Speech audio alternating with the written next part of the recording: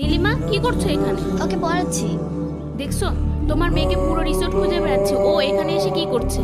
মামনি চল তাড়াতাড়ি রেডি হয়ে নাও, আমাদের ফিরতে হবে। বাবা আর কয়েকদিন থাকি। কেন? বাবার অনেক কাজ পড়ে আছে না, আমাদের যেতে হবে। রেডি হয়ে নাও। বাবা আমি যদি চলে যাই তাহলে ওকে পড়াবে কে? ও করবে, অসুবিধা নেই, তুমি রেডি হও। না, ও এমনিতেও গরিব, ও তো কাজ করে খায়। আমি যদি চলে যাই তাহলে ওকে পড়াবে কে? ও তো স্কুলেও যায় না। তোমার লাইফে পেয়ে মেয়ের এই অবস্থা।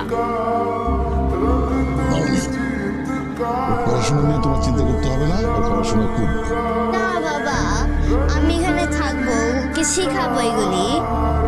মামনি তুমি কি চাও ও পড়াশোনা করুক? হ্যাঁ আমি চাই অনেক বড় হোক। আচ্ছা আচ্ছা ঠিক আছে, আমি ওর পড়াশোনার ব্যবস্থা করছি। রিয়েলি? রিয়েলি? প্রমিস? প্রমিস। চল। তুমি পড়ো, আমি আসতেছি। কি আপনার পড়াশোনা কেমন চলছে? ভালোই। ঠিক মতো পড়াশোনা করবেন। আচ্ছা। সাহেব স্যার আজ থেকে ওর কাজটা স্বপ্ন, ওকে একটা ভালো স্কুলে ভর্তি করে দেবেন। স্যার গরিব মানুষের পোলাপান, কাজ টাজ বন্ধ করলে খাইবো কি করে?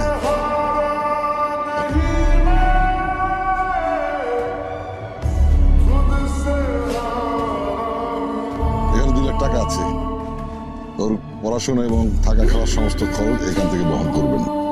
আরো যদি কিছু লাগে আমাকে জানাবেন, আমি ব্যবস্থা করব। আর প্রতিদিন ওর আপডেট আমাকে জানাবেন। জি স্যার অবশ্যই জানাবো স্যার। ইনা স্যারের সালাম তো। ঠিক মতো পড়াশোনা করবো বাবা, ঠিক আছে?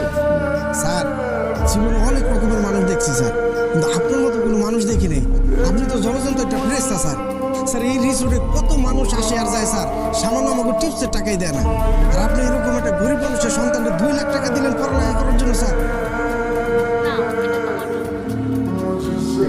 তাহলে আসি। না স্যার চলেন আগে দিই স্যার, চলেন স্যার আগে।